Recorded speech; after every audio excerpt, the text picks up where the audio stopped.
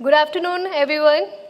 A very warm welcome to our eminent speakers and delegates to the session on regulation for digital grids as a part of India Smart Utility Week 2026 in collaboration with Power Foundation of India. Now we will be playing a video depicting PFI activities. India's power sector is at the heart of a remarkable transformation, driven by growth, innovation and transition, and powering the vision of Viksit Bharat 2047, an autonomous society under the aegis of the Ministry of Power, Government of India. The Power Foundation of India is... Play again, volume.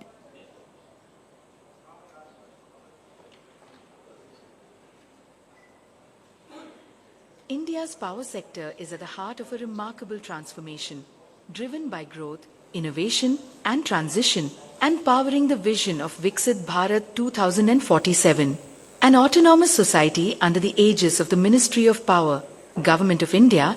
The Power Foundation of India is helping this transformation through research, regulatory expertise, data intelligence, and stakeholder engagement.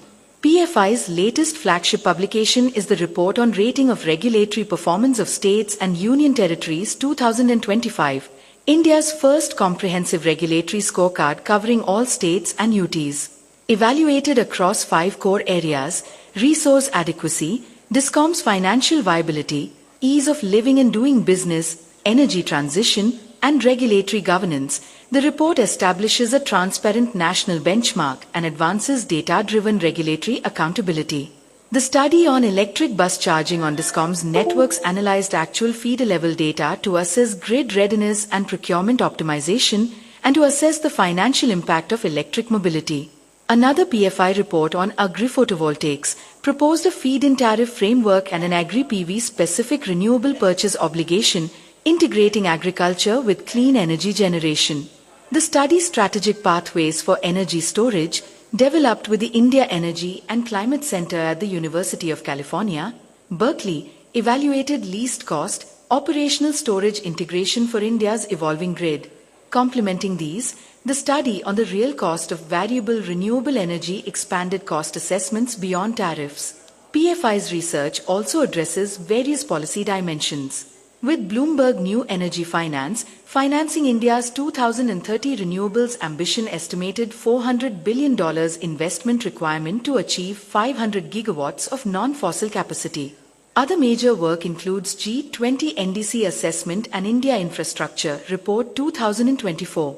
PFI is also a party before state electricity regulatory commissions, ensuring a transparent and stable regulatory framework by submitting detailed comments on DISCOM's tariff petitions. Through regional regulatory workshops conducted in partnership with the Administrative Staff College of India, the Foundation strengthens institutional capacity among regulators and utilities, with around 100 officers trained recently. PFI strengthens India's research ecosystem by collaborating with leading institutions, including IITs, IIMs, and Indian Institute of Science. Through evidence-based studies and endowed research chairs, it promotes sustained knowledge creation aligned with long-term sector goals.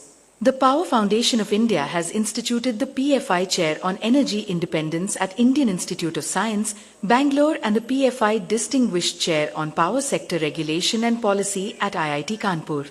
Ensuring that research translates into action, PFI convenes dissemination workshops and conferences on national platforms. Advancing data-driven decision-making, PFI's Energy Dashboard transforms complex power sector information into accessible intelligence for policymakers and stakeholders. Connecting policy with people remains central to its mission.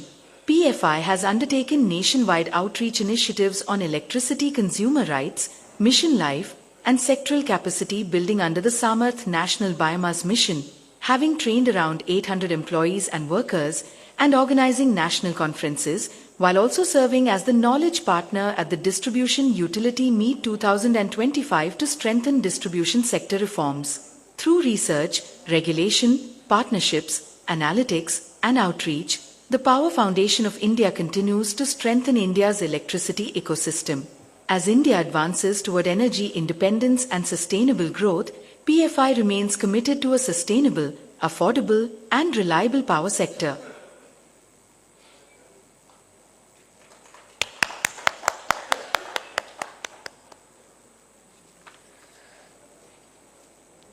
Now, we are honored to have eminent speakers from the power sector with us today.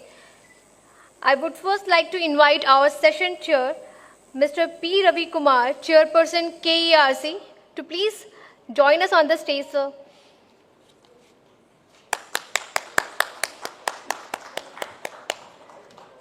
Next, I would like to invite our session moderator, Mr. Himanshu Chawla, Head Regulatory and Research, PFI, to kindly join us on the stage, sir. And Mr. Chawla will also be delivering the theme presentation on the topic Digital DISCOM and Digitalized Consumer. Now, may I request Mr. Anand Singh, General Manager, India Smart Grid Forum, to please come on the stage. Mr. Singh will be delivering the theme presentation on model regulations for P2P transactions of green energy.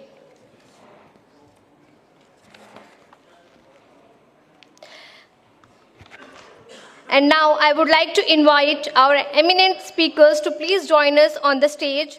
Mr. Arun Goyal, former member, CERC.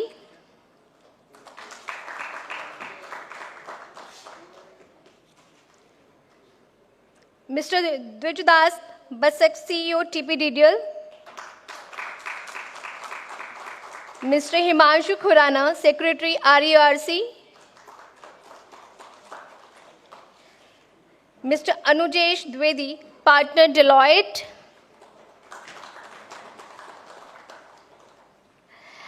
And Mr. Amal Sinha, Director and Group CEO, BSS. He will join after some time.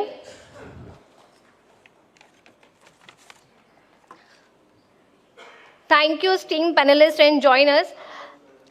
With this, I would now like to hand over the session to our moderator, Mr. Himanshu Chawla, to take the discussion forward. Thank you. Thank you, Yashika. So before beginning the session, we have a small presentation which will set up the tone for today's topic related to the digital grids. So I would like, can you just switch on this light, please?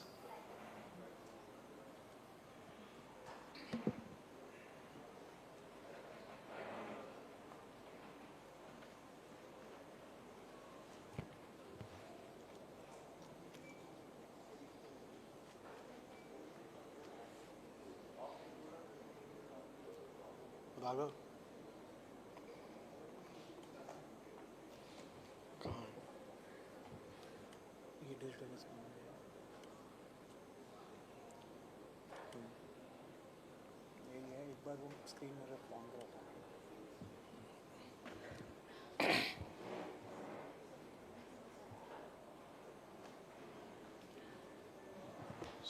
So we are glad to have Shri Amal Sinha ji, Group CEO, BSES DISCOMs.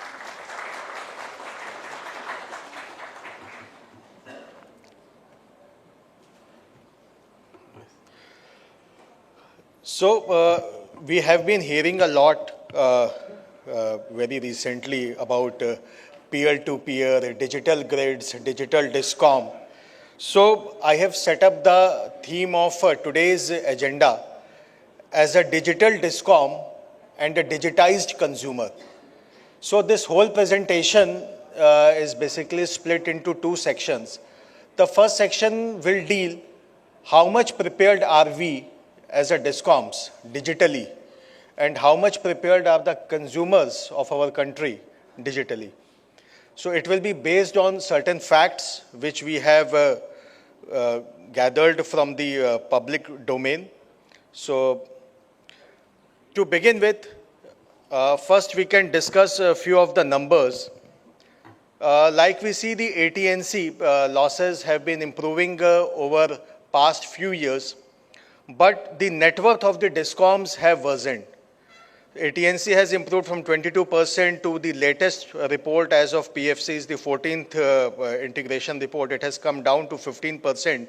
But the net worth of DISCOMs since last 6 years, it has plummeted from roughly 4.75 lakh crores to 6.92. So this is the financial losses.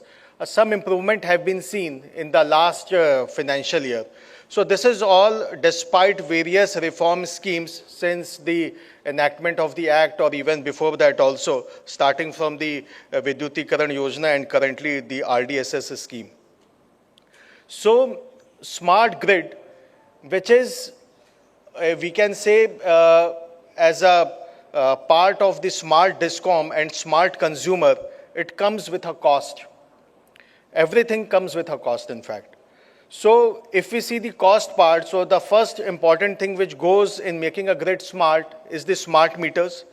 So smart meter is the replacement in the current scheme. It is being, old meters are being replaced with the smart meters. But in many cases, the old meters have still not served their useful life. Now, this is a very critical aspect. So the meters are being decapped before the useful life and the new meter is being installed. Definitely, replacement with smart meter will improve the energy accounting. It will reduce, it will lead to reduction in meter reading, bill printing, bill dispatch expenses. It will lead to better forecasting. So in a way, the benefits are more as compared to the cost. So it makes a good business model for the consumers also, as far as the smart grid part is considered. But where are we right now? As a country, if we see the smart DISCOM, so still we see roughly 2 crores of consumers are unmetered. We leave aside the smart meter aspect, even the 2 crore consumers itself are not metered. And under the RDSS scheme also, if we see the consumers which are not yet converted into the smart meters, it's roughly 20 crores. So the progress also, we need to catalyze the progress under the RDSS scheme. In fact, the feeder level metering and the DT metering is still not even 100%. Now, these are some very peculiar facts which I mentioned during the start of the presentation is digital DISCOM and digitized consumer. So the first point, if we see, our national average is still 91%, where bills are still generated on the actual meter reading. That means 9% of bills are still provisional in basis. So means meter reading is not there because of n types of reasons, and bill is being generated. The minimum, there are various states which you can see highlighted in that red box.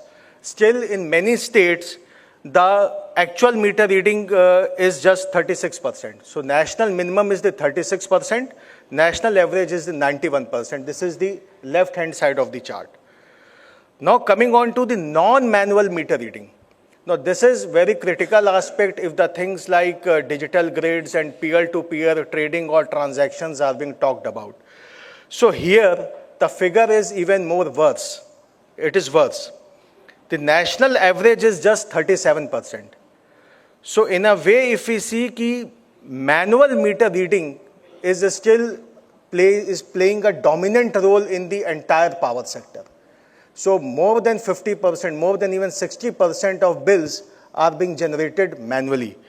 Here, if we see, there are many DISCOMs which are highlighted in that red box.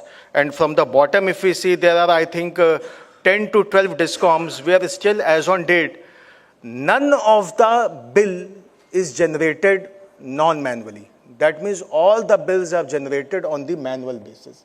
So, during our session and discussions with the honorable chairpersons of the regulatory commissions and DISCOMs, very senior officers, so we would try to discuss some options as to how we can achieve the objectives which we have set up for the country as a whole related to the digitization aspects. Two, again, very important parameter related to the digitized consumer is that percentage of bills which are digitally paid pan-India is just 41% is the national average figure. The DISCOMs operating in the urban areas of Delhi, Mumbai, Karnataka, the very first few DISCOMs we can see in the top of the chart, there it is 90%, 95% or even 100%. It might be in the case of BSES, Tata Power, BESCO, Adani Mumbai, Tata Power Mumbai. But when we talk of the country as a whole, the national average figure is just 41%. So that means 60% of the bills people still rely to pay non-digitally. So that is the backbone which we are setting of peer-to-peer and a virtual layer of blockchain, all these things we are creating. So we must also try to analyze the DISCOM infrastructure, the preparedness of a DISCOM and the preparedness of a consumer in achieving those objectives. Now, the fourth point is the percentage of consumers receiving billing alerts. So this gives a figure as how much a consumer is aware, like how much like they have given their mobile numbers to the DISCOM, whether they are receiving those alerts or not, the preparedness of the billing system of a DISCOM itself. So here the national average figure is quite better. It is 82%. But still there are many DISCOMs which we see in the highlighted part where the figure is still 0%. So that means the consumers which are under the geography of those DISCOMs, they do not receive any billing alerts on their mobiles or emails, anything. Now still we see such type of headlines in the newspapers like a laborer is receiving electricity bill of 1.61 crores, UP farmer received roughly 7 crores electricity bill. So these are still very prominent billing mistakes, or we can say software mistakes which are still creeping in the system as far as the operational part is concerned. Apart from that, this is the latest trued up figure of FY 23-24. 96,000 million units, we can say, in I have analyzed only these 4 states itself. It is still unmetered, 96,000 million units. Which is 30% of the total sales in those states, it is unmetered. So this is also a very big challenge as far as improper energy accounting is being concerned. So we can say that distribution loss figures are still means those are not very accurate loss figures, because if the system itself has so much of unmetered sales, so the numbers submitted by a DISCOM or DL approved by the commission, those are all provisional numbers. Various states we have seen, like that of Rajasthan, they have demonstrated very they have improved a lot over few years. In fact, Rajasthan, what we have seen, it is the only state where 100% of agricultural consumers are also metered. Till 23-24, only 657 million units were unmetered in the Jodhpur DISCOMs, whereas Jaipur and Ajmer, they achieved 0 unmetered sales. Now I think since we are sitting in the completion of FY 26, so I think this 657 million units would also have been metered. So Rajasthan has done a tremendous job of achieving 100% metering of all the consumers, including the agricultural consumers. Now the system is becoming quite complicated as far as the RE penetration is concerned, their integration in the conventional grid is concerned. Consumers are becoming prosumers. So a lot of problems we see DISCOMs are now facing, and they may face in the future also, as far as the retail level peer-to-peer trading or transactions will also come into picture. So the DISCOMs need to be very much highly prepared in meeting such challenges. In this case, we have seen one of the state DISCOMs, Madhya Pradesh, they have submitted their whole tariff petition hourly wise. Entire power purchase cost, starting from sales, then energy requirement, then power purchase quantum, then power purchase cost, what all deficit will be there, how much they will procure from exchange, all these whole petition. This is first time any DISCOM has done.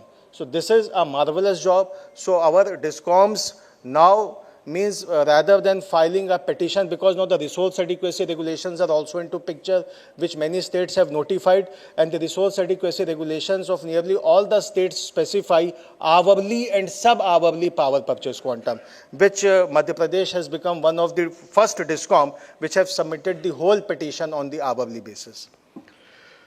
Now, this is very interesting slide. Since we have been talking about so much of data, we need this data, we need that data of DT, of consumers.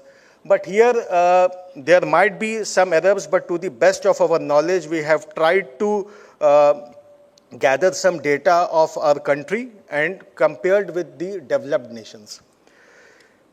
We started ABT in 2012, wherein we changed from 1 hour scheduling to 15 minutes. That means we have, since from 2012 onwards, we have all the data related to frequency and everything on a 15-minute slot basis, since 2012.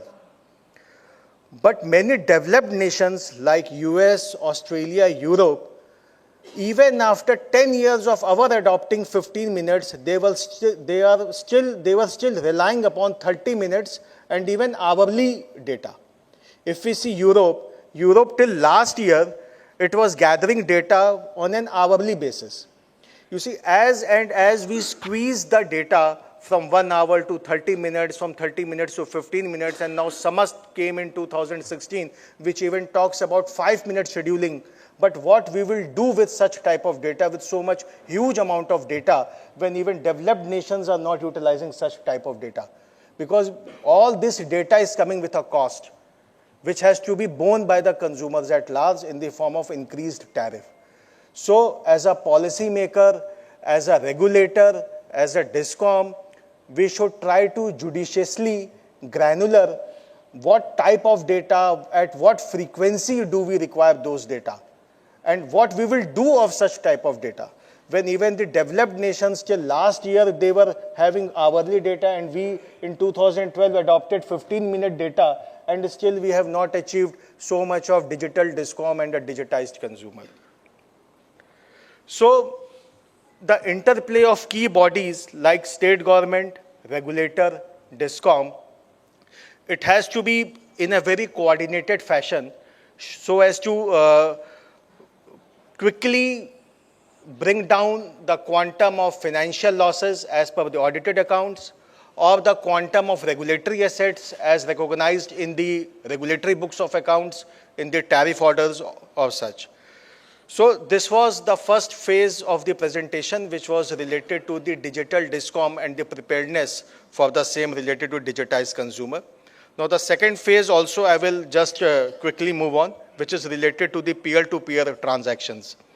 So very quickly I would try to cover as what was the need of peer-to-peer energy transactions. Here in this whole presentation and session, I will not term peer-to-peer as trading activity, because as per our analysis, peer-to-peer is not a trading, because the section 2, subsection 71 of the Electricity Act 2003 mandates trading as a licensed activity. So consumer can never do a trading. For trading, you need a license. So it is always a transaction. And many regulatory commissions, including Delhi Regulatory Commission and Karnataka Regulatory Commission, wherein they have notified peer-to-peer around 2 to 3 years back, they have termed peer-to-peer as transactions, not trading. So peer-to-peer energy transactions, we see PM Surya Ghar mandate is 1 crore households. They have to be prosumer by 26-27. And we have doing a commendable job in that part. We have achieved roughly 25 lakh of households we have made the prosumers, and which is also visible from such graphs, wherein in the last year also during the solar hours, the prices have touched nearly zero in exchanges. So it is demonstrating huge quantum of flow of the solar energy in the solar hours, which is resulting into the 0 hours in the rate. Now we have net metering, we have virtual net metering, we have group net metering, which addresses the issue of different injection and different drawal points. But this slide explains why we need peer-to-peer energy transactions. Because in net metering or in the concepts of virtual net metering or group net metering, If we see the uh, regulations of various states, they treat the energy, surplus energy, after meeting my own consumption in the net metering arrangement as lapsed. So means if I am a prosumer, I generate from my rooftop solar 10 units and my consumption is 7, so 3 units will be treated as lapsed in many of the states like Bihar, Haryana and Rajasthan. Whereas in states like Delhi, Kerala and Assam, that surplus energy is being paid off with APPC. Now here comes wherein the prosumer can sell its surplus energy to a consumer. We started with Delhi, that consumer, first pilot we started within the same DISCOM. Now I think BSES is doing around roughly 1,000 consumer pilot, inter DISCOM, and also through India Energy Stack, it has been done within the 2 DISCOMs across 2 states, Delhi and UP, Paschimanchal DISCOM. So the prosumer would be motivated or incentivized if its surplus energy is not getting lapsed, but he is earning some amount of it by selling that surplus energy to another consumer. So here comes the need of peer-to-peer energy transactions. But the legal status which I was talking about is the trading, if we see. So conjoint reading of section 2 and section 12 is undertaking electricity unless he is so authorized by a license. So this has to be a peer-to-peer energy transactions. So this is a physical layer, a virtual layer over the physical layer which is currently in place for the electricity grid related to peer-to-peer. Now the front runners we can talk about in the peer-to-peer energy transactions. The first regulation or the first guideline was made by Uttar Pradesh Commission, followed by Delhi Commission, Karnataka Commission and Kerala Commission. The second last point is the second last parameter in the table is very critical as far as the peer-to-peer success or failure is concerned in any particular state, which is the levy of charges. In UP, we see wheeling charges and cross-subsidy surcharge, it is being levied as far as the peer-to-peer energy transactions are concerned. In Delhi, it is currently waived off. In Karnataka, also it is waived off if it is coming through green energy. And in Kerala, it has yet not been decided. It will be decided based upon the pilot study. Now, what happens? You see, these are the sunset clauses which is currently being provided to peer-to-peer energy transactions. And an open access arrangement where there is a generator and there is a buyer, all these charges are being levied. But in peer-to-peer for promotional aspects, these charges are getting waived off. So this will also be our point of discussion in today's session, whether these charges should be waived off at first level itself or it should be levied to the prosumer or to a consumer. So, but once if it is as in current date, if it is waived off, the cost is coming 3.21 per unit. But once if the CSS and wheeling charges, it will be levied, the cost of transaction, complete cost will rise up to 7 rupees per unit, since 4 rupees is currently waived off. So whether a consumer who is buying power from a prosumer, whether he will buy at 7 rupees or not, that will be again one of the major point of discussion in today's session. Thank you very much.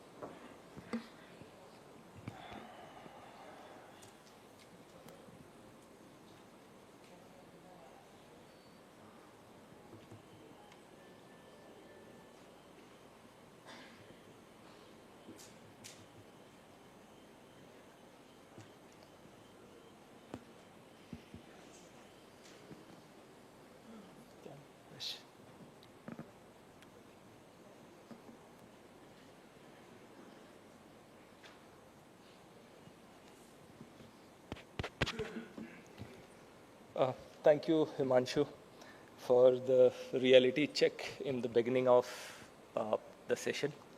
I'm little scared now. 30% still unmetered consumers. So I'll be quickly talking about the P2P model regulation, what we have worked upon. And it's almost always the same story. When we started a smart grid in 2012, we started doing pilot. And it's been 14 years now. We are in a situation where we can say that yes, smart metering is rolling out, at least across India. So it took 14 years. For P2P also, we have almost surpassed 6 years. During the COVID, in the middle of COVID, we did first pilot in UP with UP ERC. And it's been 6 years now. We are seeing IES being the talk of the town. So hopeful next 3, 4, 5 years down the line, we shall be able to do it also. So P2P is being mostly talked about how one can sell energy to another consumer or another prosumer who is having solar rooftop on the rooftop. So how it works, very simple. I am having a rooftop solar on my roof, and then some consumer in my DISCOM, I'm just talking about P2P here, not IES. So somebody is willing to buy my energy, one consumer, one peer, and I'm done. But it's not that simple. The key benefits, what we envision from the DISCOM side and from the consumer side is empowerment. We are trying to give consumer a choice that you have another buyer who can pay you more than what DISCOMs are paying. The story started when during net metering, still that is running, all those schemes are running. So I am supposed to sell my excess energy to DISCOM mandatorily at 3 rupees. So then the idea comes in that what if somebody else is ready to buy at 4 rupees, 5 rupees. So this is giving consumers a choice, additional revenue for prosumers who are having excess of energy being generated on their rooftop. Increased adoption of solar rooftop. This is also push through which solar adoption can be emphasized or increased. Transparent, verifiable transactions, consumer participation in energy market, and a promotion of clean energy consumption. So these are the anticipated benefits that look like from consumer side.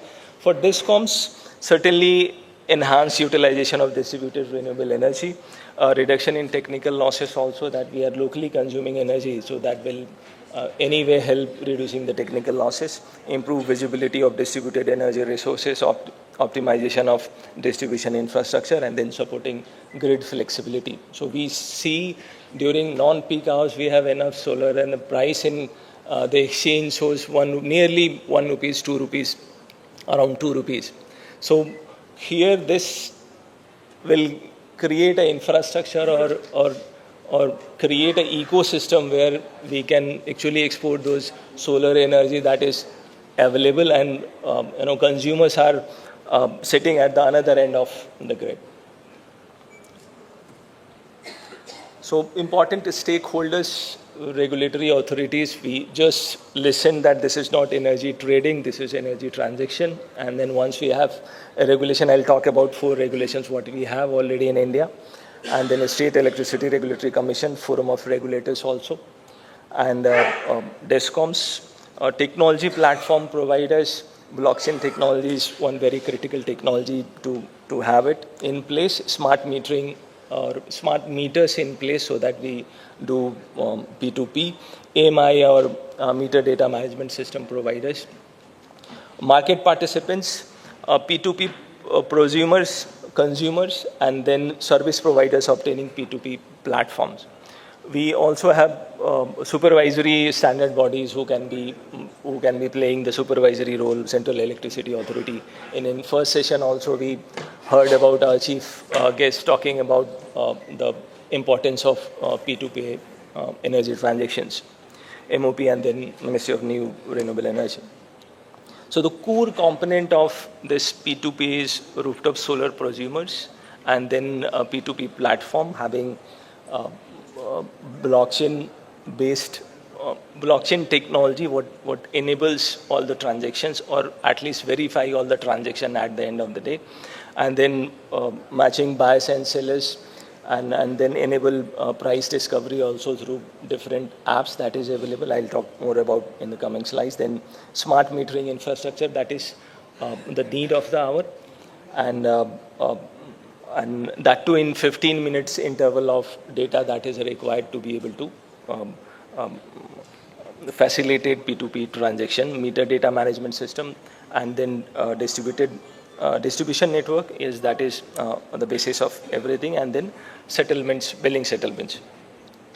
So this is how it looks like from the consumer side. We have different, if you see at the on the right side, all the buyers, prosumers, consumers who are who are in the market, and then in the middle it's the service provider, wherein we have service providers like buyer BPP apps, BAP apps. Those are like network service providers who would identify or who will help consumer to identify that where this solar energy is available. And then if I'm planning to buy that, I'll have sellers available. If I'm planning to sell, then I can see buyers available in the market. And then necessarily the blockchain layer, the technology layer wherein we can fetch data from utility, from buyer and consumer, and establish that yes, the energy transaction that has happened during that 15-minute block of interval is a truth. And then on left-hand side, it's the utility side, wherein we have AMI infrastructure or smart metering infrastructure in place, and then robust MDM system also, through which we can share those metering data or 15-minute interval data of those consumers who are participating to the trust layer, blockchain layer. And then after all the settlements, calculations and everything, the final bill is being shared with the RMS or billing system of the DISCOM, and then finally that can be disbursed. So these are 4 states. I mean, we have 4 regulations in P2P, what Himanshu has also discussed. And in the beginning, it was UP PCL, Uttar Pradesh, that they came up with the regulatory guidelines, and then Delhi, and Karnataka, and then Kerala. So these are like 4 or 5 things that has come out from all the regulation that is available. That Delhi has most progressive regulatory framework. We just discussed that they have waived up the wheeling charges. I mean, such kind of transaction wherein the kind of cost that was calculated is 4 rupees that is being waived up now. So in such situation, Delhi has waived up the wheeling charges. So that is the biggest push in the market, and it must increase prosumers to trade their electricity with their peers. Regulatory maturity varies significantly across the states, and then smart metering and TOD metering are foundational requirement. There are progressive utilities in India not having smart meters, but still their billing efficiency is more than 99%. But unless we have smart meters in place, this is a bottleneck. Blockchain is not universally mandated despite early pilots. So this is a technology, but we in the framework, whatever technology fits in will do. And then distribution utilities retain control over settlement and RPO benefits. So this can also be a matter of debate, wherein in P2P we are trying to democratize that. Necessarily, if I am selling my excess energy to the DISCOM, or I can sell it to the peers. Similarly, why this RPO benefits or renewable energy certificates benefit is being carried about the DISCOM. Can we not democratize it? I have a 2 kilowatt, 3 kilowatt solar power plant on my roof.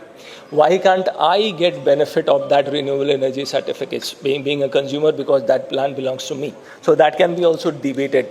Right now, this belongs to the DISCOMs, and they count it in their RPO obligations. Market pricing mechanisms are becoming more flexible and market-driven. So in our model regulation, we have, these are the scope set that peer-to-peer renewable energy transaction involves solar energy and other renewable energy prosumers. So energy exchange, we have talked about. Then there is a registration mechanism also through which I can identify my DISCOM, I can register as a peer-to-peer energy prosumer or consumer. Then integration of P2P platform with existing IT system of DISCOMs. Then what are the technical standards, how we are going to adopt it, and then rights and responsibilities of all the stakeholders, how it is going to be like, and then transition from existing schemes from peer-to-peer schemes. So we do have net metering or net milling. But how do we migrate to peer-to-peer energy transaction? And then open access applicability, and then P2P pilots, sandbox mechanism and phase. So we have also talked about that how phase-wise we can roll it out. Objective, I'll skip, and then guideline voluntary participation. So it's not mandated. Whosoever wants to participate can participate. Technology neutrality, so blockchain is preferred, but that's not the end of all the technology. And then transparency and traceability of the transaction, that is much required. And then grid safety and technical compliance from the distribution side. We have to make sure that at least grid is stable. And then cybersecurity, data privacy compliance also we have talked about. Non-discriminatory market access, all eligible participants shall have equal opportunity. And then DISCOM-centric. And they have the grid. The grid belongs to them. So that system should be taken care of. So role and responsibility I have covered.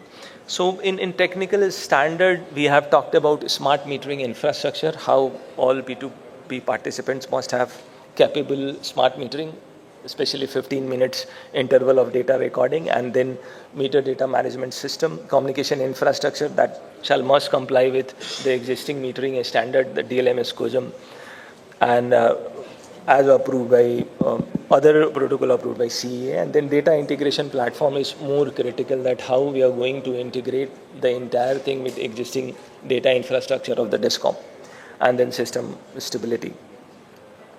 So the platform architecture, digital transaction platform, blockchain distribution ledger, and then integration with all DISCOM systems we have discussed already. And then system cybersecurity is one of the biggest concern nowadays. So certain guidelines, then NC, IIPC, critical infrastructure guidelines is also there, and national data privacy policy framework to be followed, and data residency is also a concern. So we have talked about that. Then billing, transaction and scheduling settlement, we have talked in detail. This is how it looks like if we talk about how the entire thing is going to take place. So prosumer selling energy to any consumer that who is willing to buy. So earlier we had only one bill. Though it is net metering or net billing, at the end of the month, you go and read the meter and you bill the consumer. Now the entire scenario has changed. On one fine day, I can decide to buy energy from several consumers. So I have several transactions every day, and during month, this can be in hundreds. So the entire billing scenario has, every day it is going to be settled, and the billing scenario has changed dramatically. This will incur huge data that has to be dealt with, and then finally the transactions are being settled. So this is how it looks like from consumer angle. We do have one app. Either I am a buyer or I am a seller.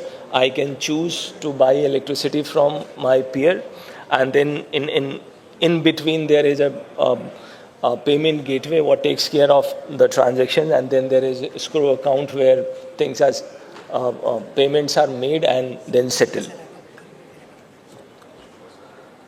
So we have also talked about the implementation roadmap of P2P and P2P transactions. Pilot we started way back in 2020. So few DISCOMs we have already worked with. Few DISCOMs they would have to do it in their home ground. And then the next phase can be the controlled expansion. The first was that within inside DISCOM we did the transactions. Now as IES is also there, so now we are trying to do the transactions from one estate to another estate. So that is the last phase what we have suggested. In between we have statewide inter-DISCOM, intra-estate inter-DISCOM we have suggested. And then the final phase can be very much similar to the VPPs and IAS or vehicle to grid services. So these are few things where we seek regulatory support. Regulations one notified should not be changed frequently and should refrain from amendment for 5-10 years, because this is a cost-intensive exercise for anybody who is a service provider. So their interest should be served. Service provider charges should remain fixed for at least 5 years. So they do have a vision of their own business, and then setting of wheeling charges and cross-subsidy charges should coincide with multi-year tariff period and be specified in a multi-year tariff order in future. So these are few supports that should be required for the P2P have in place. I'm done here. Thank you. Thank you very much. Thank you, Anand, for the insightful presentation. So now I would like to start the discussion, which I think many people would be quite interested in. So first I would like to invite our chairperson of this session, Shri Ravi sir, Chairperson, Karnataka Electricity Regulatory Commission. So, sir, if you can throw some light related to the, directly coming on to the topic of today's agenda is peer-to-peer transaction of energy. And what are some key enablers which have been mentioned in the Karnataka regulation, especially the point if a prosumer doesn't find a buyer, then how the treatment of that surplus energy will be done. Because at first level, it was being settled at APPC. Like, for example, every state is adopting peer-to-peer transaction. Now, many regulatory commissions have the option that if the surplus energy is there, it will be settled automatically at APPC rate, which is very quite lucrative. In Delhi, for example, it is 5 rupees, 5.5 rupees. Now, if compulsorily I am opting for P2P, and if I don't find a buyer, because that might also be a case, I don't find a buyer. So in that case, definitely it would be a loss-making proposition of entering into such mandatory agreement with the DISCOM and all these things. So we would like to know your views on these aspects, sir. Over to you, sir. Thank you, Himanshu. Was this peer-to-peer, this animal which has come up, I am not, though we have made this, I am not very sure of how it is going to take off. First, with all this Surya Ghar and domestic, the surpluses are not there, or the individual domestic consumers are not going to get into peer-to-peer. All this we may talk about better, but the individual consumers, domestic consumers, will not be so enamored with the peer-to-peer unless the net meter tariff which the DISCOM buys is very low. Even if it is low, we have tried, we did a pilot. The consumers are saying, who wants to bother when I am going to get 3 units per day, 5 units per day extra. I am not going to get into this business of transactions. Therefore, I think peer-to-peer should be more aligned. We should go more for the C&I consumers. If C&I consumers get into the market only, this will be. Otherwise, all this Surya Ghar and all that is good for talking, but it will not. It is not used, so it will not come as. It will not be a part of this peer-to-peer. I really don't know from Himanshu's thing. Peer-to-peer is a opportunity given to the prosumer to sell his power to anybody he likes. I mean, we say anybody at a price which he likes. And if he is not able to sell, DISCOM will buy. It is like buyer of last resort. The DISCOM is always there. Therefore, if he cannot sell, it will be bought by the DISCOM, unless the states where it lapses. There the problem is there. If it lapses, it lapses. If he sells, he gets money. If it lapses, it lapses. Then he has nothing to lose. He only gains. Similarly, in other states where there is a net meter tariff, if he does not sell, it will be, because we cannot put a condition saying that if you cannot sell, then you cannot sell it to DISCOM. If you cannot sell it, it is your headache. No, I don't think that will work. Therefore, in our regulations, I think all the states which have made regulations is that if he cannot, whatever he cannot sell is anyway sold to the DISCOM. But Delhi DISCOM is buying at APPC rate. I think they will have to have a relook. The APPC rate is something killer. It will be more than what he can get. So that is not something which they should do, and they should have a separate net meter tariff. But this peer-to-peer as such as that we are talking, we are still a long way to go. And the regulations which we have made have to be again amended, because after we have seen it, one year, we have seen that unless we do a large-scale amendments, it is not going to take off. Okay. Thank you, sir. Definitely, it would be quite challenging for those states where the surplus was first adjusted with APPC and now with mandatory or that voluntary P2P, those transactions will take into place. Now, from regulator, we would like to move on to DISCOM. So, I would like to invite Shri Amal Sinha ji, Group CEO, BSES DISCOMs. So, BSES is currently supplying electricity to nearly 2/3 part of the national capital. So, from you, sir, we would like to know whether voluminous transactions under P2P will lead to revenue loss to a DISCOM. And because currently also we have seen the DISCOMs, the financial losses, they are to a huge figure of 7 lakh crores. And what would be the benefit of a DISCOM for such peer-to-peer transactions, sir? Thank you, Himanshu. See, I think in the immediate future, I don't see a very voluminous transaction as we are talking about, because as you said that the rules still has to be defined by the regulator. Currently, as you noted that there are exemptions in charging various cross-subsidy charges, additional charges, and regulatory charges and pension charges. So many charges are there. All these being exempt. So this is kind of basically a pilot or testing model. But actually, when you roll out, it will be very difficult to imagine that these charges would be waived off. And the regulatory process would definitely cover any consequential losses are there. But that would not be to a very large extent, because the opportunity of P2P trading will really come when there is an advantage for a surplus generation by a prosumer to the consumer, which is quite visible. And as Shri Ravi Kumar ji also said, that it should be something very attracting to the consumer.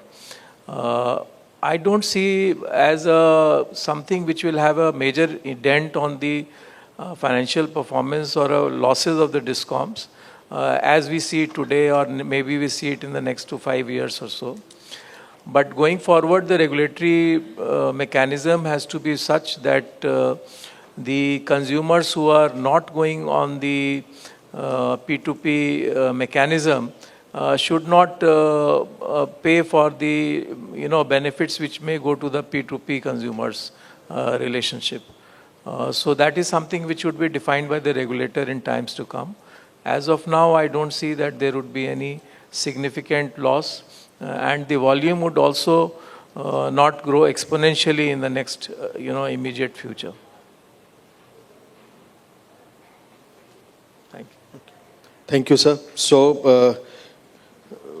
DISCOMs, they have a cushion of next 4 to 5 years, as far as the peer-to-peer transactions are being considered.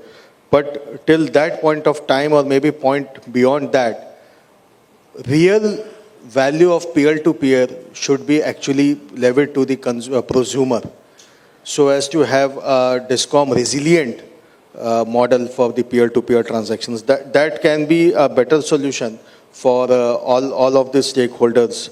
Now again, we move on to regulatory commission side. So we have Mr. Khurana, who is Secretary Rajasthan Commission. So we all know Rajasthan is having a huge quantum of solar as far as the rooftop is considered, or even the ground mounted, PM Kusum Yojana, everything, because of the geographical advantages. So, but here we have noticed, like, unlike Delhi, what is happening, any plus or minuses, any difference of export and import during any month is carried forward to the next month. And then at the end of the financial year, if any surpluses is there, that is being adjusted with the APPC rate, which is 5.5 rupees. So we have one business model like this, as far as net metering is concerned. Whereas we have another business model like that of Rajasthan, wherein the difference of any export-import during a particular month itself gets lapsed in that month itself. So a consumer is not at all benefited for any surplus generation over and above the consumption. So in your view, sir, how we can have equitable regulations for if such consumers in your state, they opt for a peer-to-peer. So what incentives or what equitable solutions you prefer for the consumers of Rajasthan? Actually, thanks Himanshu.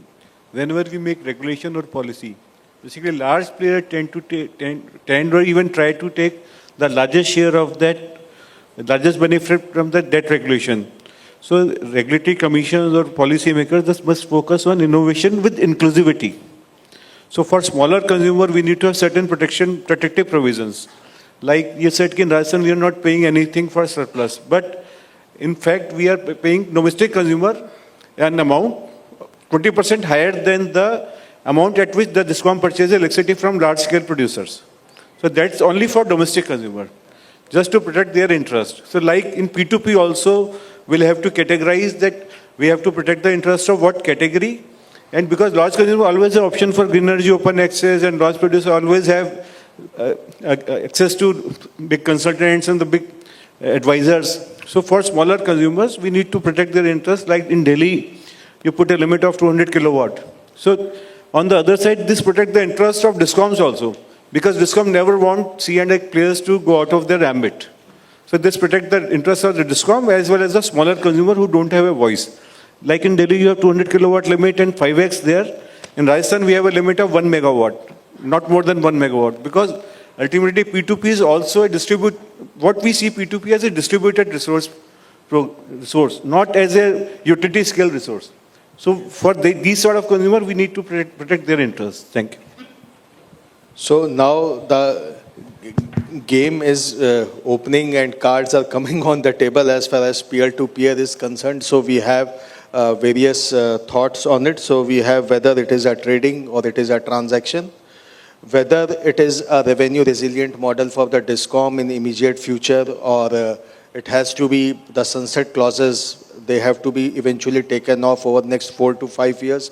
So we have views from Rajasthan also, protecting interest of a domestic consumer and not for subsidizing consumers, that is C&I consumers. So we have so much of things. It will change from state to state, but if at national level, if something is planned, so that policy needs to be looked for at national level also.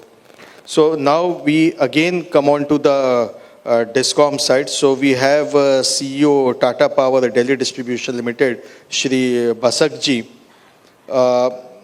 In Delhi, the first P2P in a regulatory sandbox environment was started in their area, somewhat around 5 to 6 years back, I think.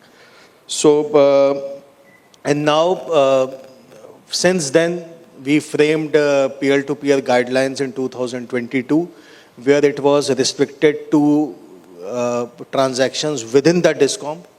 Now we have transactions inter-DISCOM within the state, and very recently the transactions have been approved inter-state also, Delhi and UP on a pilot basis. So we would like to know your view, sir, what regulatory challenges or any technical challenges related to computation of distribution loss, which is one of the major thing which will come into picture when peer-to-peer transaction, they become above pilot study.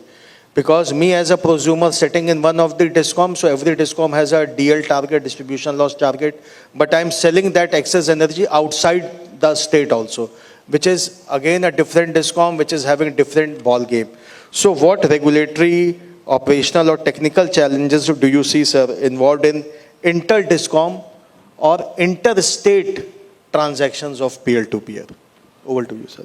Yeah, thank you, Himanshu. Yeah, you are right. Like intra-DISCOM and interstate or inter-DISCOM are two bit of a different ball games altogether. The primary difference or the challenge that comes in from the regulatory perspective is the rules. There has to be a harmonious rule for the transmission access and also the wheeling charges, which has still now not been explored properly. Maybe PVVNL has given some 1 rupee charge, but that seems to be a bit of a ad hoc. It has been given, and many like Delhi has waived off. Actually, the waive off is because they think that it has to be there has to be an intervention of CERC into that, because the SERC's regulation in this matter need to align itself with the national policy. Some sort of national policy has to come up, and it has to be supported by CERC. So there has to be a central monitoring system regarding the transmission access and the wheeling charges to make it more robust from that perspective. That is basically the short term that is required for this entire initiative to fly off. But in a long-term basis, there is another challenge that will come up is how the regulator will balance the tariff, because at the time of tariff setting, because of the certain socializing factor, till now there is a cross-subsidy component which is very, very prominent in all states. Now, as long as this cross-subsidy factor is there, there is a huge difference between the domestic or residential and the industrial or the CNI customer tariff. Now, if in the long term, when it scales up, suppose it scales up to that extent, all the rooftop residential consumers starts selling their extra and it is being purchased by the industries and commercial, then there will be definitely an imbalance in the tariff setting. So how they are going to adjust that will be something to look into. Maybe there will be certain guardrails that will have to be put in. And in my opinion, these are the biggest challenges that will be there. Definitely losses are also there, because it has an impact on the loss also. So there will be certain guardrails to be built, so that defined. Thank you. Thank you, sir. So highlighting the need of CRC in the interstate matter. So we have former member, the Central Electricity Regulatory Commission, Arun Goyalji. Sir, as has been talked about today, so what model regulatory structure do you see for peer-to-peer transactions related to the interstate, and what role does CRC have in these aspects? Because after all, if we call it, whether it is a peer-to-peer transactions whether it is covered under the composite scheme of Section 79. So all means we would like to have your view on this aspect, sir. Over to you, sir. Thank you. I think in the beginning we had a very, very comprehensive presentation. So they cover a lot of issues. And in fact, 4 states have already come out with the regulations. And when we were trying to introduce this interstate peer-to-peer transactions, and then you see the regulatory orders have been issued by DRC and as well as UPRC. Now, if you look at these orders, you will find that, there were some areas where still the differences were there. Most of the areas we've been able to harmonize it, but one particular area was with regard to wheeling charges. Now, of course, in Delhi, the regulator has waived off these wheeling charges, whereas in the UPRC is still maintaining that there will be a wheeling charge of slightly more than 1 rupee. So this is one area where, the regulations are still differing, and otherwise also with regard to, it's mostly will work on day-ahead basis, but you have that flexibility to change your schedule, say 8 time blocks before that. So in this area also there were certain, differences, but then UP regulations or the order came after the Delhi. So the one thing that would be there, so as we move forward, is with regard to harmonization of these regulations. So in this regard, we have this forum of regulators, which is, chairman of the CRC is heading it, and all the chairpersons of the state electricity regulatory commissions are part of it. So that forum, they have been bringing out, model regulations over a period of time, like particularly when the green open access was introduced. So forum of regulators worked on that and they came out with the model regulations. Because the capacity is not uniform amongst the different regulators, so they come very, very handy. So that will be very important that I think FOR will have to take up this issue, and especially like when we are looking for, interstate peer-to-peer trading. Before this, so this is the first time that is happening, so we will really have to watch out that how things really fan out. Or so like it was mentioned both by people from the distribution companies, that at present we find that the impact is going to be very, very minimal. But here the whole issue is that how it will go fan out as we move forward. So just, I just try to collect few things I would like to mention is with regard to increasing penetration of distributed energy resources. So like in Germany, they have 102 gigawatt of solar and the DR is around 69 gigawatts. So the penetration is around 68%. China, the solar capacity is around 100 gigawatt and the DR is 489 gigawatt, 44%. But like in India with around nearly 133 gigawatt and 22 gigawatt of DR, so our penetration is 16%. I thought I'll just mention these figures that with the kind of ambitious program that we have for our solar and as well as the distributed solar, the penetration of distributed solar is going to increase. Now once this penetration increases, then how it's going to impact the grid and how it's going to impact the finances of the distribution companies. So these two things become very, very important. Now in this whole exercise of, interstate peer-to-peer trading, the CRC is yet to come out with, any sort of guidelines or say how will they deal with two important things. Interstate transmission charges and deviation settlement mechanism. Of course, like at present, the volumes are very, very limited and it's not going to major impact. But as the penetration of the distributed energy sources increases, then I think it's going to make an impact, and that is why it is very important that CRC also comes into play, and also forum of regulators, they play an important role in defining the role that is to be played by, say, different entities, prosumers, consumers, what will be the role of all DISCOMs. So everything will be important. I think forum of regulators will play an important role in this. And I see, and the main, see why we are trying to encourage peer-to-peer. We mainly want that, we want to encourage distributed energy resources to come up. People should come up with rooftop solar. And the major advantage is that suppose like I am a prosumer, like I am producing electricity, the DISCOM is giving me only 3.5 rupees. And there is a consumer who's in the top income, top slab, and he is to pay 8 rupees for every unit consumed. So now this is the margin between say 3.5 rupees and 8 rupees, and something if it is transacted between the two people at 6 rupees, obviously it incentivizes putting up the rooftop solar.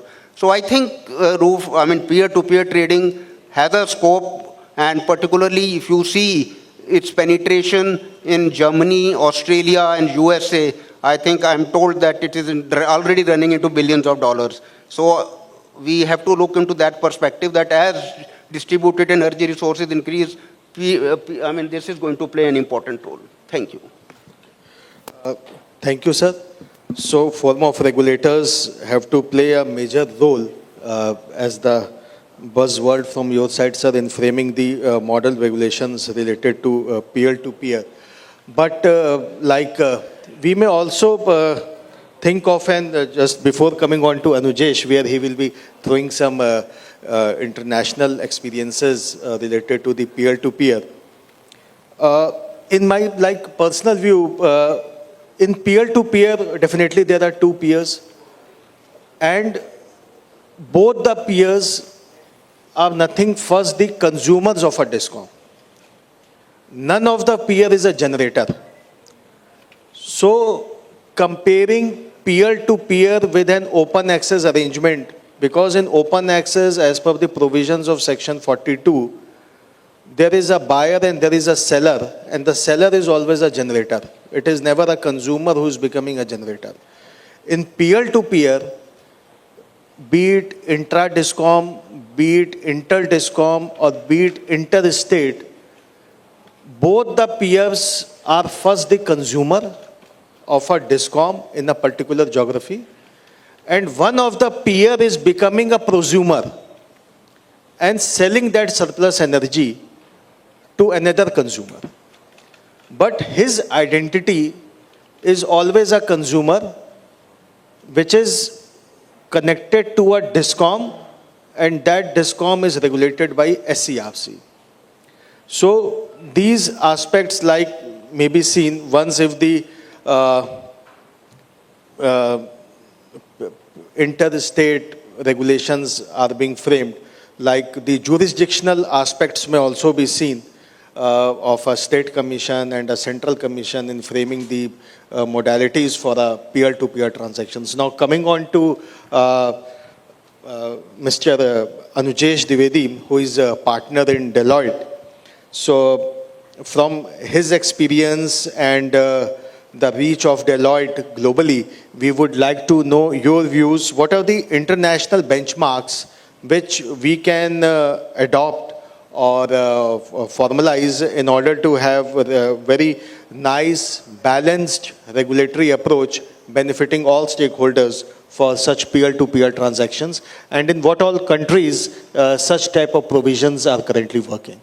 Over to you. Thank you, Himanshu. See, I think I'll reflect on the core of what Sir mentioned on why do we need peer-to-peer. I think the assumption here is that when we allow peer-to-peer, any distributed energy resource owner or maybe a rooftop owner, for example, will not be constrained by his own requirement while determining how much of generation capacity he can install.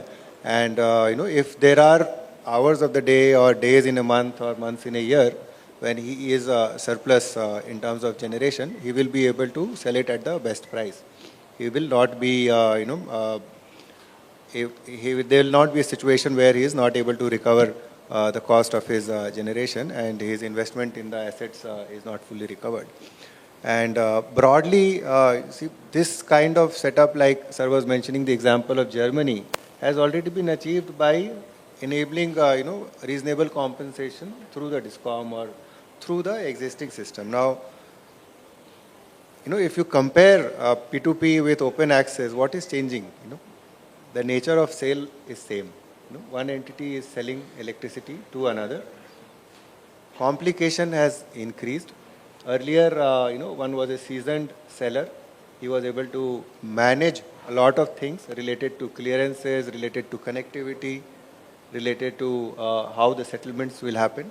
Here we have two entities which are equally and fully inadept at handling the complexities of the system. And unfortunately, let us examine that, or assume that, they are in two different states or two different DISCOMs. So the cascading of, network systems, charges, losses is at the maximum of what it can be.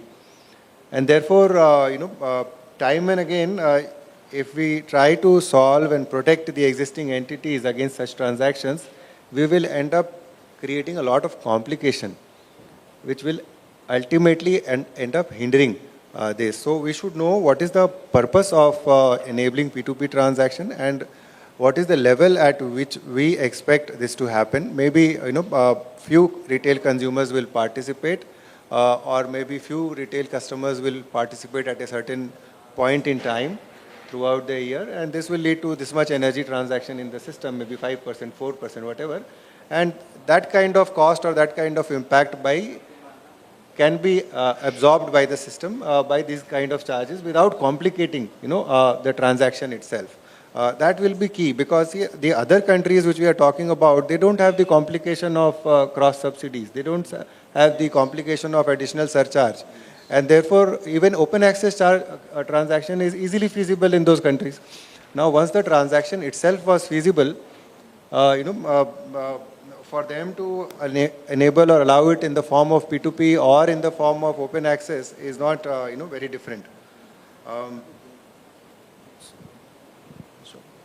So 3 or 4 countries have attempted at coming up with specific P2P regulations or frameworks, which includes some countries in Europe, a few jurisdictions in Australia as well as in Japan.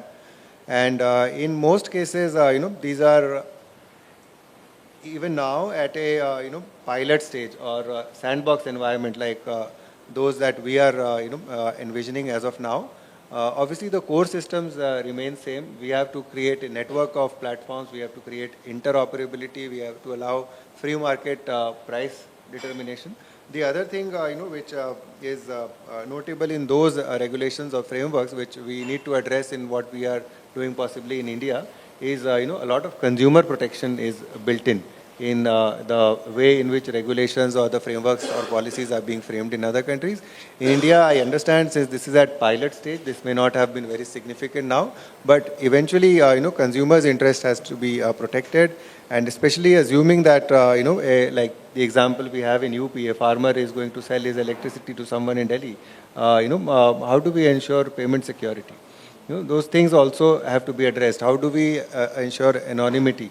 How do we, so all those things have to be addressed, while, again, I will stress on simplification, and major bottleneck like open access will again be, not having a rationalized tariff structure in the country.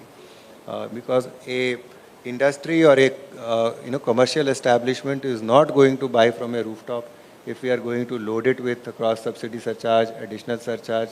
He will rather install his own rooftop solar and get the electricity at 2.5 rupees. Why will you pay 4 rupees for that? You had that calculation. So that's my reflection on this topic, Himanshu. So thanks, Anujesh, for giving such a international insight. So still the developed nations are doing pilot projects in the peer-to-peer transactions, and let us see how we move on as a developing nation for such programs. But still, the modalities, as sir you mentioned, are entirely different ball game as far as their mode of operation and our mode of operation is being concerned. There the power is 95% dispatched through markets. Here 95% is through long-term PPAs. There, the tariff of a domestic consumer is the highest in the whole system because they work on the cost to serve methodology. Means the person who is using maximum network has to pay the maximum tariff. Here, we work on the income parity.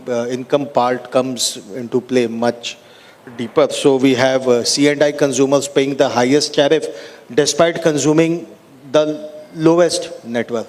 and domestic having the least tariff. In Delhi, it is 200 units, 3 rupees per unit, whereas the average cost of supply is 10 rupees. It might have reached 10 rupees per unit. So not even paying the 40% of the tariff. But still, like we have been hearing so much, can we compare or can we equate peer-to-peer with the open access arrangement for the simplification purpose? Here again, very quickly, I would like to highlight two major points for a peer-to-peer transactions. Is that peer-to-peer is an offshoot of net metering regulations in each and every state. Net metering, as the word itself starts with net, we are netting it off. We are netting it off our consumption with some generation which is installed in the same premises, as far as the very simple model of net metering is concerned. Even if the injection and draw points are different, so VNM and GNM comes into play. But there also the word is net. So in peer-to-peer is an offshoot of net metering arrangement, where a prosumer, whose identity is a consumer only, after netting it off his own consumption, he is selling that surplus power into the grid or to another consumer. Whereas in open access, there is nothing like the word net. Entire generation, be it merchant or be it part merchant, part regulated, that generation itself, after meeting its auxiliary, is being sold off to a buyer. So comparing peer-to-peer with an open access, that might be somewhat a very principally different, or I don't say means it might not be correct, in fact, if we compare an open access arrangement with a peer-to-peer arrangement. I just gave that example that for green open access, Forum of Regulators played an important role in making the model regulations. So something when we are trying to have, say, interstate peer-to-peer, then Forum of Regulators can play an important role in coming up with the model regulations which can be adopted by the different states. So I was just giving the example because now even between the two states, you see there is still UPERC is reluctant to exempt, say, the transmission charges, wheeling charges of 1 rupee. Now, if you put 1 rupee as a wheeling charges, then, I mean, for peer-to-peer to take off, it becomes more difficult. So that is, I mean, I was trying to relate with that. In fact, in Karnataka, sir, you may correct, there is, apart from wheeling, there is also cross-subsidy surcharge, which is being levied to a peer-to-peer transaction. So 1 rupee plus 1.5 over and above that, so 2.5 if such charges are being paid. Sir, we would like to know the views from a DISCOM point of sight, sir, Amal sir. Preparedness of a DISCOM without considering DISCOMs of Delhi or Bombay, means they are highly urbanized, very good billing system, SAP in place since last 15 years or so. So what is the key takeaway or key recommendations which we would like to give to especially state DISCOMs about their preparedness in their network, in their billing software for such transactions if they come up, if the policy comes up at national level, sir? Himanshu, you summed up in your presentation very well the status of billing, because billing has to be very robust. Metering primarily has to be smart when we talk about peer-to-peer, because the data has to be real time. They have to be captured on a 15-minute time slot, real-time data of injection and draw at different point and from the consumer and prosumer side. So what you shown that in the states, there is a lot to be done on the billing system in terms of what is the status of actual billing and what should be real-time billing. So from Mumbai or Delhi DISCOM perspective, we have been like in BSCS, we are not having any manual reading at all since 2005. So this is all picked up from the automated system, where you have to plug and collect the billing. So that was one part. So as long as we have the smart meter in place where real-time data can be taken up. And also the consumers, as you rightly pointed out, the digitization at the consumer end, where more than 90% is digital payment in Delhi. So these are the fundamental steps which has to be taken. The meter and the meter to cash cycle has to be quite automated, real time, and therefore to some extent when we talk about 5 crore smart meter which is in place today in different parts of India, when we come to that stage, progressively, where we reach a figure of 20 crores, of 25 crores all over India, then probably there would be, from the billing side, things would be much better and things can be rolled out. But again, the primary issue, besides the technology and the metering, the issue would be on the regulatory side. When we are talking about interstate also, the regulatory mechanism in Delhi would be quite different from UP, or UP would be different from other states. So, and there are different types of charges. So all those parity and some kind of combination has to be there where there is comparability, because if somebody wants to be, as a prosumer, wants to give power to a different state, to a relative or to someone whom he wants to sell power, then the question would become of regulation. And all this regulatory framework has to be captured into your billing system also.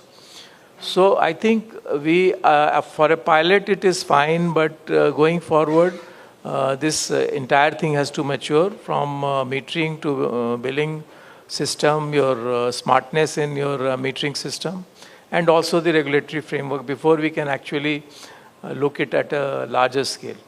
Thank you. Very truly said, sir. So it has to be a mature technology. Same question to you, sir, Basakji. How do you see Tata Power as such operating in the Mumbai, Delhi, and also the Odisha, which we can say covering most of the rural parts of the state? So what preparedness do you see over the next few years since Tata itself is catering in these states for readiness related to the peer-to-peer transactions or any other modernization system in the billing? So. See, I agree with what Amal Sinha ji just now told about the robustness of the billing system. See, it has to be a free flow, like from the meter reading to digitally sending the bill. It has to be at one go. Like there should not be different stages where people start having manual interventions. And in such situations, if the situation is such, then I don't think P2P will be possible, because you need a very, very robust billing engine where your interventions or your checking methodology need not be there. Like it should be, it's real-time data coming from the smart meter, hitting your system, and after that there should be no possibility of any error in that. So if the system is such, then definitely I think from the software perspective there is not a issue, big issue. Yes, there are small challenges, like recently we are having certain interactions with IES also on certain points, like whether we can divide this unit. Even 0.2 unit should also be considered, which is not there in our billing system. So that type of modifications need to be done, but those are manageable. But yes, the perfection in the billing system is very much required, because it is such a complicated thing that will happen, process that will carry on. Suddenly, in case of a dispute, it will be very difficult to really find out where the problem is, because it's a flow going on, different time slots happening, and selling and buying of power.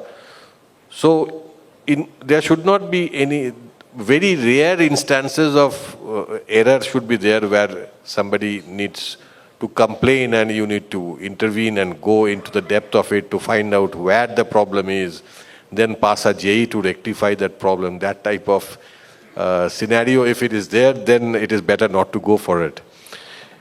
Considering our position, yes, we are confident about it. And we had gone into for the intra-billing also, intra-P2P. And the same billing system we have for Odisha and Mumbai also. So that is not an issue. Certain modifications, that much of control is there on the system. So I think from that perspective, we are quite prepared. But for the other states, I definitely cannot comment on that. But that level of robustness in the billing system is very much required. Thank you, sir. Now we move on once again to Secretary Rajasthan Commission, Mr. Khurana ji.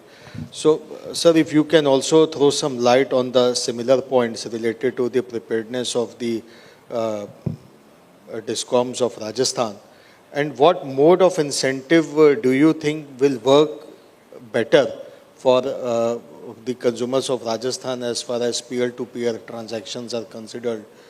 Partial surcharge waiver mode, which is there in the case of UP, 100% waiver of charges and surcharges, which is there in the case of Delhi, or levy of all the charges and surcharges, which is there in the case of Karnataka.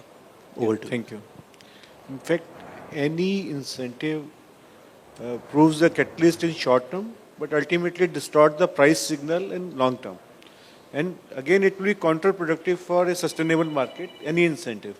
But since we are in promotional stage, like what we did with net metering and other things, so I'm favoring the incentives for this P2P as of now in the form of process surcharge waiver. Like I'll give you a very small example. Recently, Rajasthan Commission introduced with this virtual net metering and group net metering last year, October only. So what we did, we have a 3-graded system for incentives. For domestic consumer, we have totally waived this cross-service surcharge and additional surcharge, even no billing charges, like you showed in your example. Then for commercial and industrial consumer, if they are cell phone, then again, obviously there is no CSS and AS, but they have to pay billing charges and billing losses. Then for the RESCO model, we also said that they'll have to pay additional surcharge and cross-service surcharge at the rate of 50% what it has to be actual for open access consumers. So yes, we are giving incentives as well as waivers, but in a graded manner. So obviously, when as a regulator, we do work out the things. We have only 2 things in mind: consumer protection, and second is the cost recovery of the DISCOM. So when DISCOMs are able to recover their full fixed cost, then we have no issue at all. We can offer any sort of incentive. But as of now, when DISCOMs are not recovering their full fixed cost, and some fixed cost is going through energy charges, so we have to see all the things. Thank you. Thank you, sir. So, like, as per your suggestion, Rajasthan would be moving like what has been there. Like, first we have ISTS charges waiver, like if we consider, but due to improper price signals, since majority of capacities are located in just 5 states, 70-20%. So now we have a graded transmission charges levy. We have started from last year onwards. 25% ISTS charges will be levied. So like similar model. So we will begin with a subsidy clauses, but after a few years, when the technology gets matured, we will adopt the sunset clause and we will remove those subsidies and let the market decide whether the people would like or not. So the last question of the today is to Mr. Anujesh from Deloitte.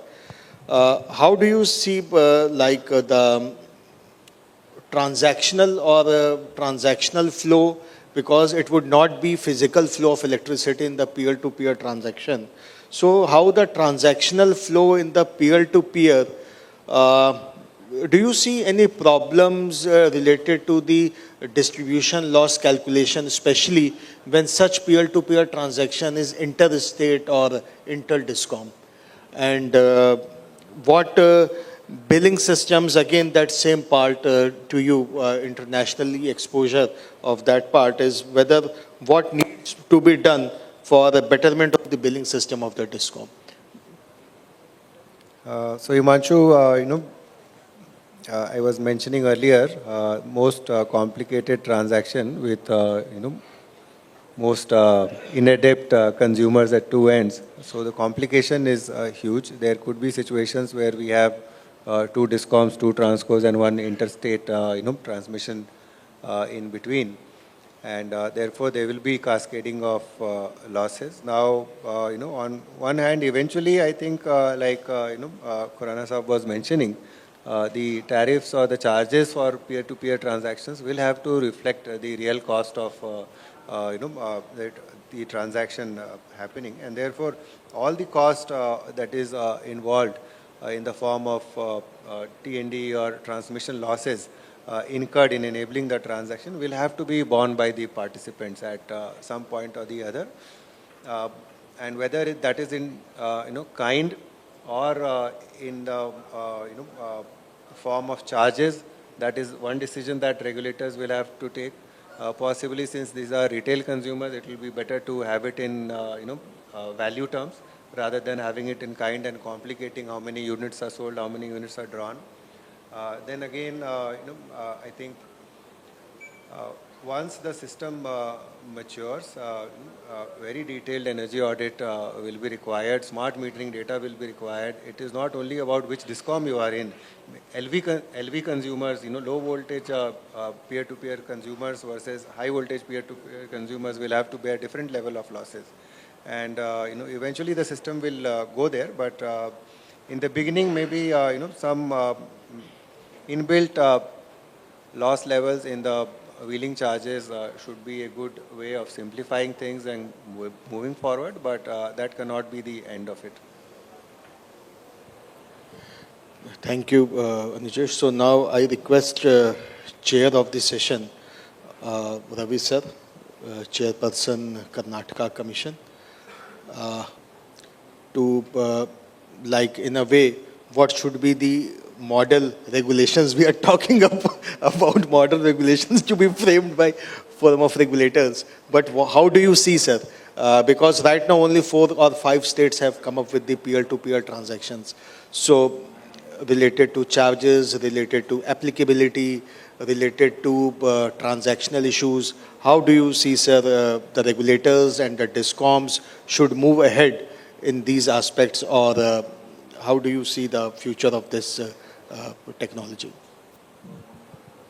Thank you, Himanshu.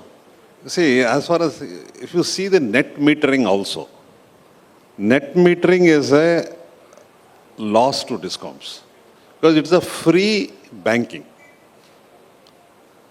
If others we collect banking charges, but for the net metering we don't collect free banking charges, but it's a free net banking. And net metering combined with P2P, DISCOMs don't like. I do not think any DISCOM on their own, even Delhi Dispatch, BSCS or Tata, would be very happy with the P2P.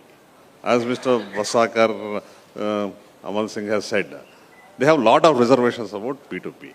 One is P2P should not be sold from domestic to C&I consumers. That is something you say, as it is, first of all, DISCOMs don't like. Then trying to sell this to a subsidized consumer, selling it to subsidizing consumer would be a death knell to the DISCOMs. I do not subscribe to your view that there are two consumers selling to another consumer. He is not the same as generator selling to consumer. He is a generator. He may be a consumer, you may call him anything else, because now we have developed a lot of terminology. The thing is, he is a generator. He is generating and selling. If he is generating and consuming, there is no problem. He is generating and selling either to DISCOM or to somebody else. So he is a generator. Once a generator sells to any other consumer, he should be treated like any other normal generator. Giving exemptions, trying to prop up, as Mr. Himanshu has said, it will distort the entire scheme. Once you give exemptions, subsidies, trying to take it away in our country is very difficult. If it is particularly given to domestic consumers and trying to remove that, would be a no-go. Therefore, right from the beginning, one should be firm and say no exemptions. If you start giving that, then we are sunk.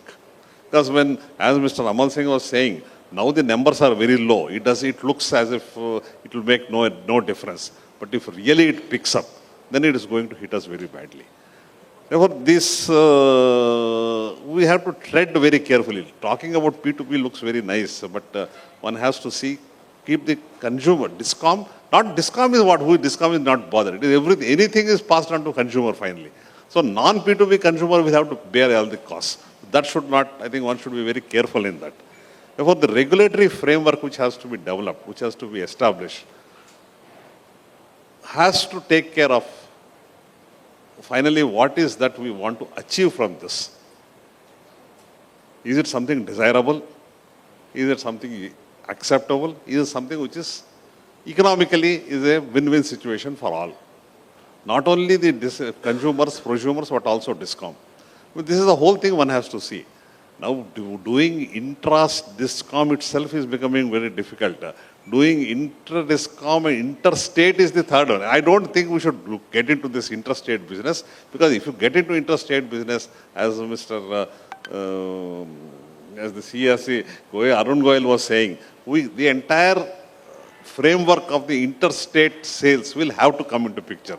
We cannot exempt one. As it is, we are now trying to remove the exemptions for the interstate ISTS for the RE. We should not add this, giving waiver. And this will be such small numbers passing through. These waivers will not work. I think we should concentrate, if we have to do within the intra-DISCOM is the first thing, which is stabilized, then go for inter-DISCOM.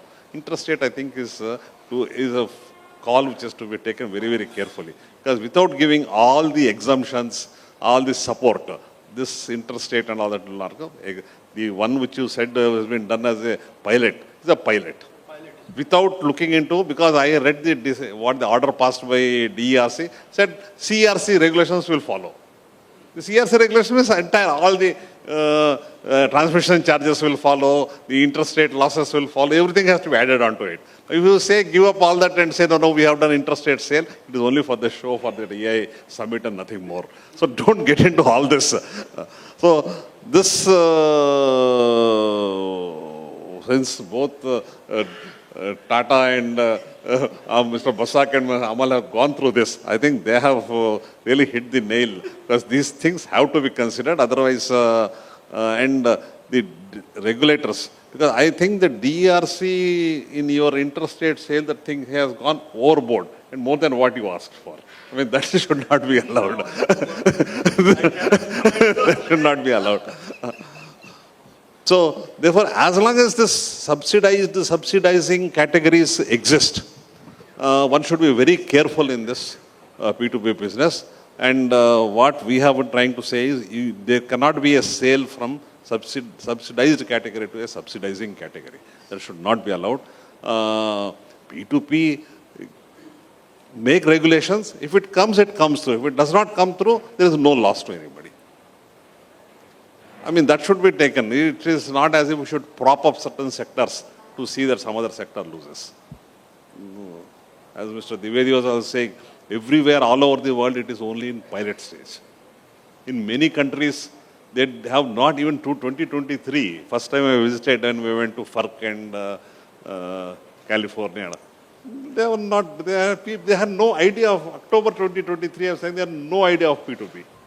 Only in Philadelphia, one small society were doing this P2P on a pilot basis.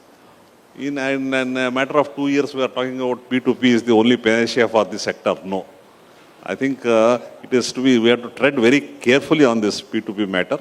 And it's a long way to go. As Mr. Amal has said, we are on a very baby steps. So we don't have to bother so much. I think on this P2P business, you all should not spend so much time.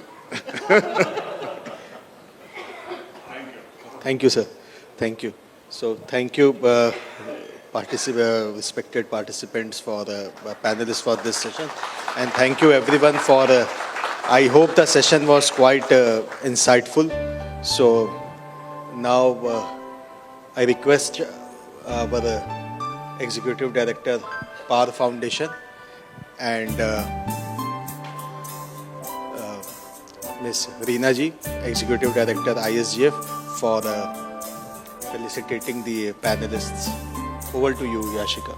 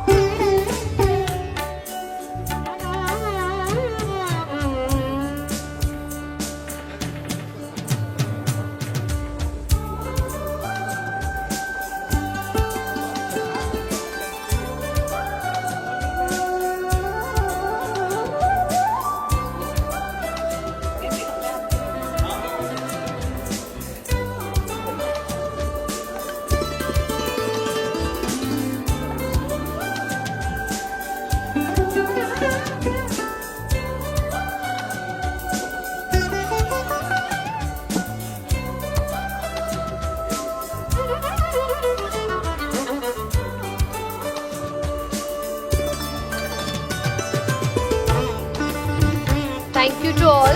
May I also request all the speakers to please stand for a group photograph.